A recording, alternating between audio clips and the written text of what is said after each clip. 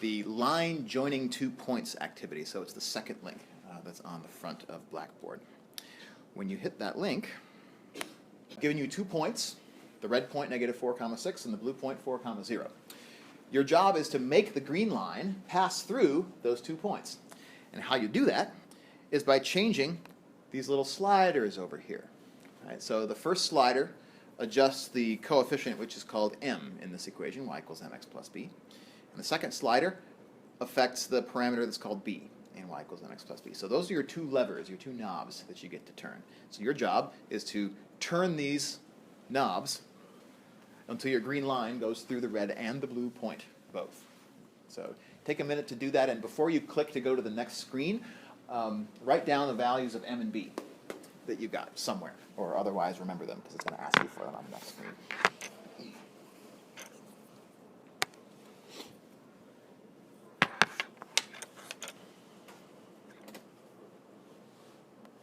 So at this point, it looks like everyone's lines more or less are passing through those 2 points.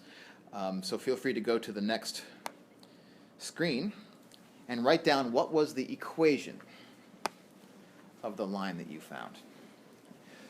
So just to remind you, the equation is going to have the form, and we talked a little bit about this when we took our first run through the course material. It's going to have the form y equals mx plus b, where in place of m and in place of b are going to be the numbers that you found for m and b on the previous activity. So this is going to be a number, this is going to be a number, the numbers that you found.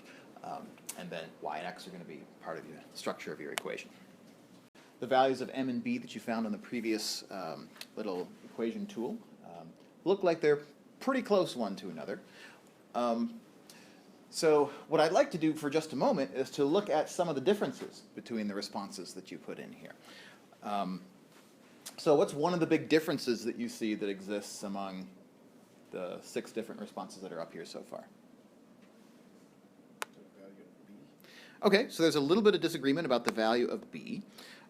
It looks like Mark, Paolo, Chris, Tyler all had 3, Brittany and Christina 2.9.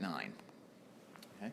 So there's a little bit of variability there. Again, one of the reasons for that might be that we were using a graph tool to do this, right? And graphs are not precise representations, right? And so 2.9 versus 3, that's pretty close on a graph. You might not be able to visually distinguish between the 2 of those. So it's understandable that there was some variation there. What's another place where there was some fluctuation, some variability? If you look closely at what's up here.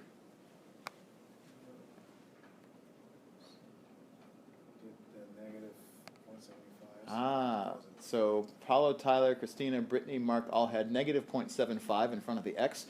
Chris and Tyler had positive 0.75. So talk to me about that distinction for a second. What would be the difference? So these were the values of m. What would be the difference between a line with a slope of 0.75 versus a line with a slope of -0.75? Is there a way we could tell those 2 lines apart if we had a chance to look at them both? What would be different about them, Brittany? The negative is on the first quadrant of the graph. Okay. All positives are on the opposite side. Okay. So this letter m here, this coefficient that some of you said was 0.75, some of you said was -0.75, this is what we call the slope of the lines that you're finding. And slope is a super big deal. If you take one concept away from this course that's going to serve you on your road into calculus, it is slope. Slope is a big thing. And since we all sort of agreed upon, at least roughly, a value of b that works, I'm going to set my b at 3, which is where we were on consensus. And now, here is a line whose slope is positive 0.75. And here is a line whose slope is negative 0.75. So what's the big difference between this one and that one, visually? The slope's different. And how is that reflected on the shape of the graph? The line will always go upward right when it's positive and downward left.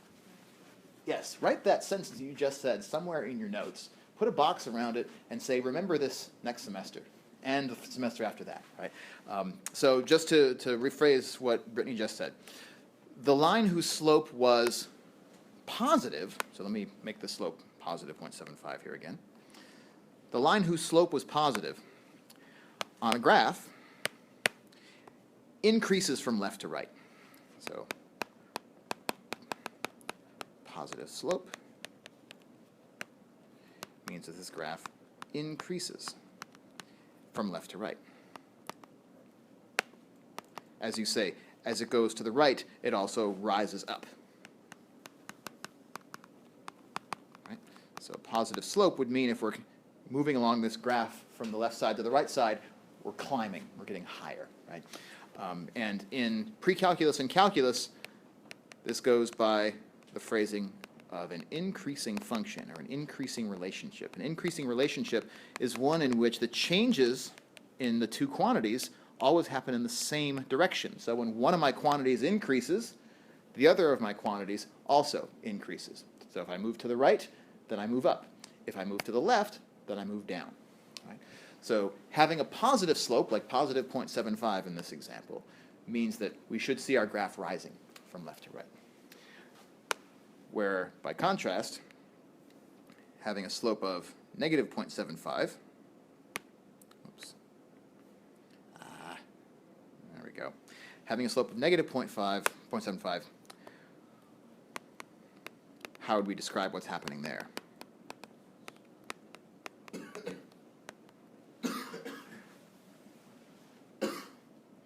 As I go from left to right on this graph, my y values this time are decreasing. So a negative slope gives what we call in pre-calculus and calculus a decreasing relationship.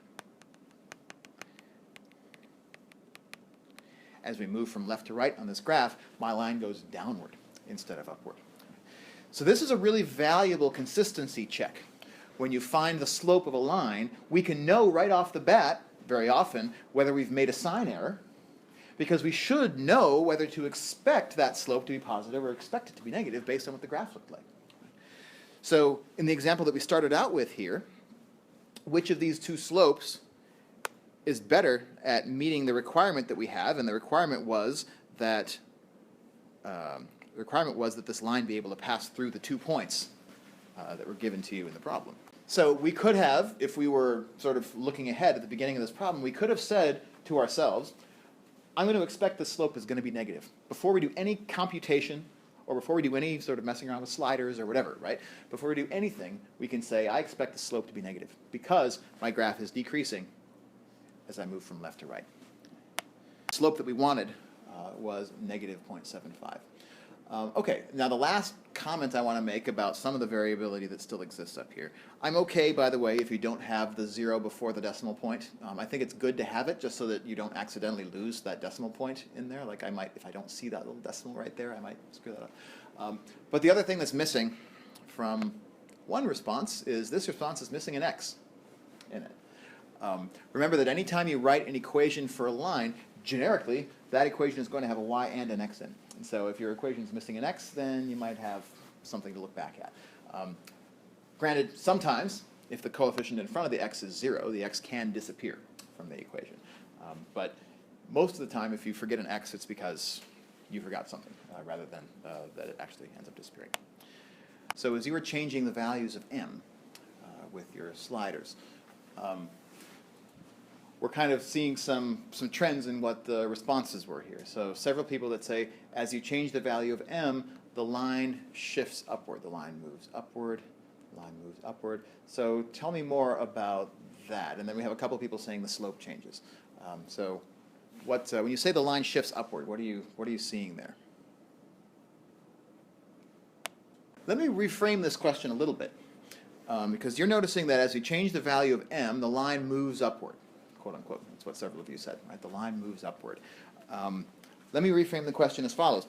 What doesn't change when I change the value of m in this slider here? What's staying the same, Joe? The point. Which one? The middle point. The middle point. Right. So there's one thing that's not changing when I change the value of m, and it's the location of this point right there. Right? What are the coordinates of that point? on this graph?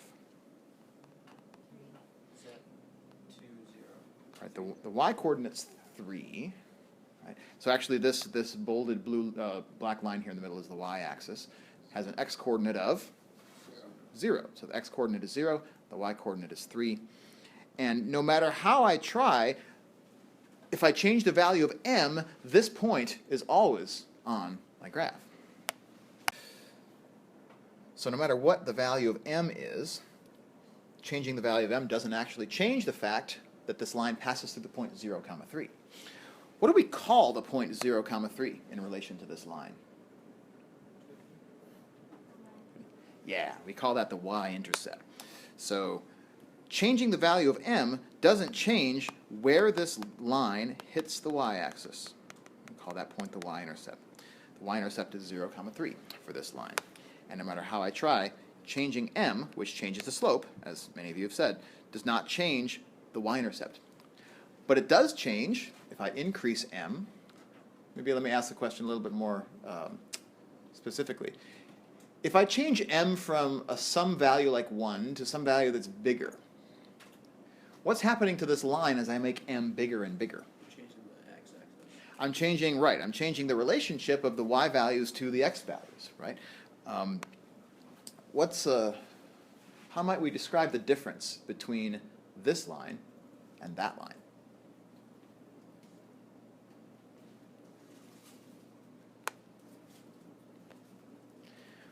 We've already seen that having a negative value for a slope gives us a decreasing line, and having a positive value for the slope gives us an increasing line.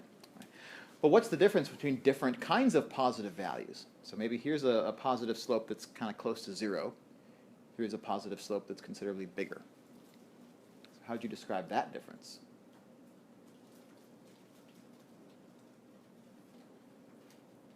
The rate of increase.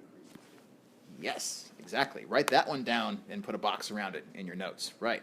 So having a higher slope, greater slope, right, leads to a greater rate of increase. Rate is a big thing. Rate and slope are intimately connected one to another. Greater rate of increase. Right?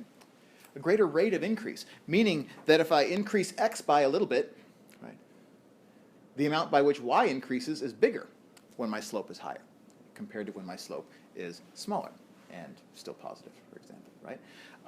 We might see it graphically as a steeper line.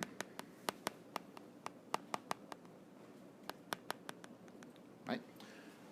The larger positive value that I give for my slope, the steeper that this line gets. And the smaller positive value that I get, the shallower, the more gradual the rate of increase is. Right? So that's really what slope does for us in mathematical analysis, is it quantifies the rate of increase in the case of an increasing graph, but it could also be a rate of decrease if it were a decreasing graph. We could capture both of those by using the distinctly calculus phrase, rate of change. So 2 semesters from now, you're going to spend at least half of a semester, if not longer, talking about rates of change. And so this is your first introduction to the fact that when you talk about rates of change, all you're talking about graphically is you're talking about the slope on a graph. That's all. And so this is why slope is such a big deal for us, is that it tells us about the rate of change of a quantity. So when we look back at our exam scores and time spent in Alex's example in a minute, we're going to bring that rate of change notion back and talk about what that actually means as far as the relationship between time and exam score that we see in our data. So when we change the value of b, what didn't change? What's the same about all these lines? The slope. So the slope's not changing now when I change my value of b. So what is changing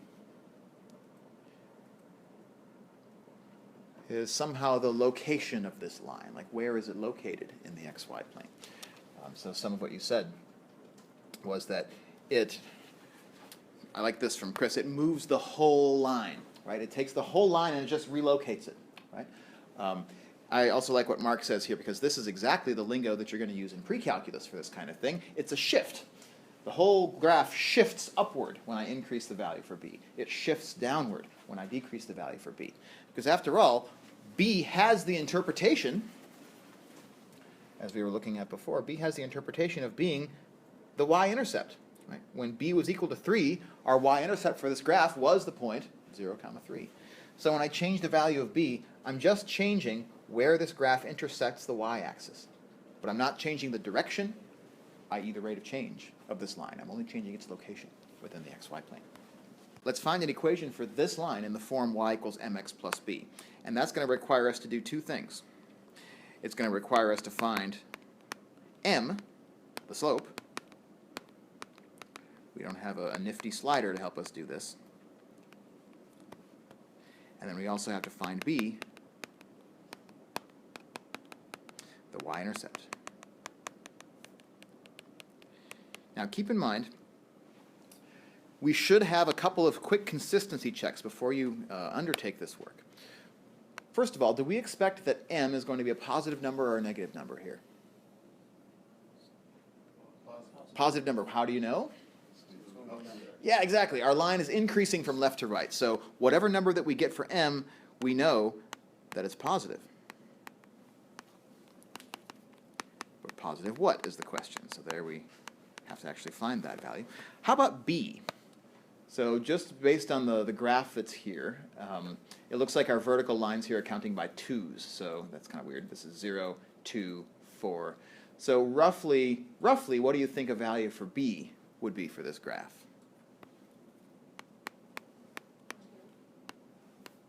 So we know it's going to be a positive number because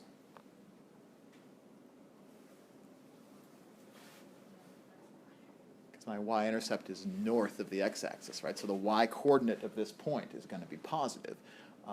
And roughly what positive number does it look like? If this is y equals 0, this is y equals 2, this is y equals 4. What's an estimate for b? So that first one is 2. Yeah, this first line is 2. Yeah, let's say 1.9. So that's just a guess, right? And that's the best we can get off of just a visual, right, is a guess. But these will help us to know whether or not the answers that we get from the algebra are actually plausible. Right? It's a way for us to check our own work. And anytime you can catch your mistakes is way better than if I catch them on an exam, right? So this is the order in which we'll do these two things. First, we want to find the slope. And then with that slope, we'll find the y-intercept. So how do you want to find the slope of this equation? What do we have to do in order to determine the slope of the line that joins these 2 points? What do you think? Yeah.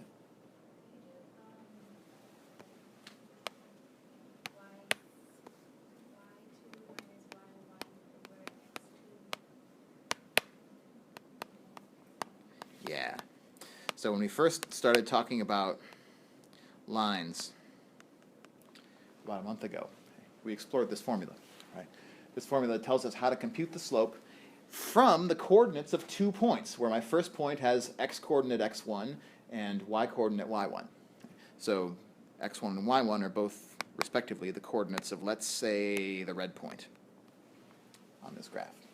And then x2 and y2 would be, respectively, the x and y coordinates of the blue point on this graph.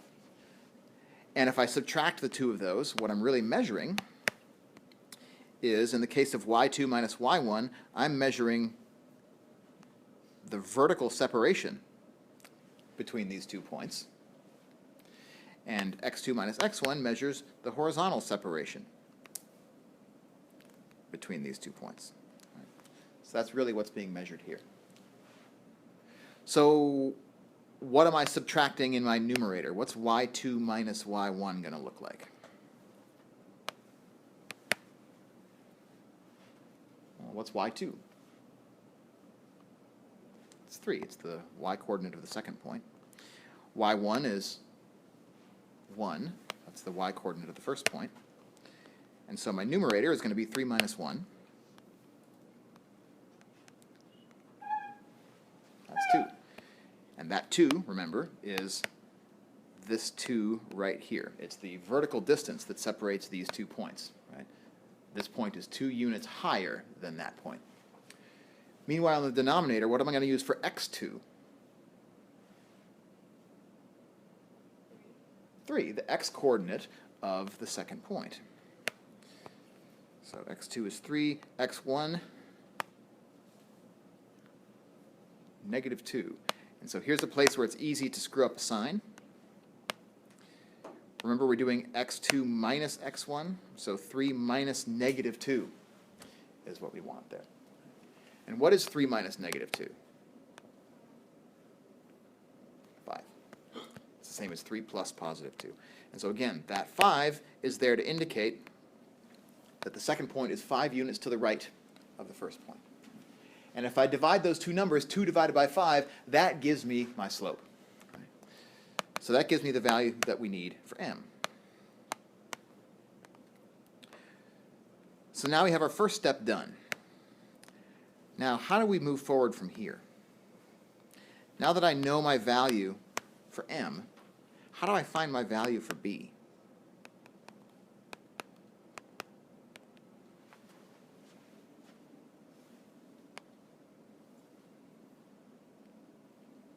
At this point, I know that I'm looking for an equation of the form y equals mx plus b. We can always use that template when we're trying to find an equation for a line. So if I'm going to use that template, now I know that I can replace the value of m in that equation with the slope that we found, 2/5.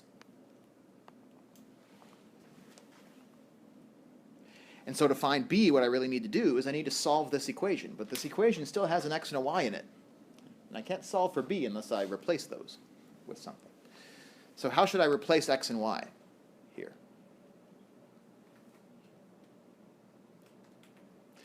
This equation is supposed to describe for us the relationship between the x and the y coordinates of every single point that lies on this green line. So what I want to do is I want to find even just one example of an x which is correlated with a y. It so happens that we have 2 examples of x's that are correlated with y's given to us in the points that came to us in the problem. So what that means is I can take either one of these 2 points and substitute its x-coordinate in for x and its y-coordinate in for y. And because by definition that point lies on the line that we're interested in, its coordinates will satisfy this equation. So let's take this point, negative 2 comma 1, and substitute negative 2 in for x, and 1 in for y. Okay. So I've just taken these 2 coordinates and substituted them in to my equation. Now I have an equation that only has b as an unknown left, so I can solve it for b. To do that, I'm going to start by clearing denominators. Remember that from 2 weeks ago? I'm going to do that by multiplying both sides of this equation by 5. That's going to get rid of my fractions, so I don't have to do any fraction arithmetic. And if I do that, on the left-hand side, I'm going to get 5 times 1, which is 5. On the right-hand side, I'm going to get 2/5 times 5. And remember, 2/5 times 5, 5 over 1, right, is the same thing as if I trade places in these 2 denominators, put the 1 on the left and the 5 on the right. But 5 over 5 is another name for 1, and 2 over 1 is another name for 2. So when I multiply by 5, the net result is that that denominator just disappears. And then I have 5b over here. I'll multiply 2 by 2 and get 4. So this is negative 4 plus 5b. And then to solve this equation, we'll just unwrap b by reversing the order of operations, adding 4 to both sides. And that's going to give me 9 is equal to 5b. And finally, dividing both sides by by 5, I find out that the value of b that we're looking for is 9/5. So, when all is said and done, I should go back and actually write my equation, y equals mx plus b, but replacing m with the slope that we found, 2 over 5, not forgetting my x, and then replacing b with the value that we just found, 9/5. And that then becomes my final answer. Okay. So the process that we just did is worth going over and making sure that you have every step in this process down. It was really kind of 2 or 3 steps, depending on how you look at it. The first was to find the slope. Without this slope, we can't really get anywhere. So the first thing we did was use the slope formula. M is the difference in y's divided by the difference in x's, to find that the slope of this line was 2 over 5.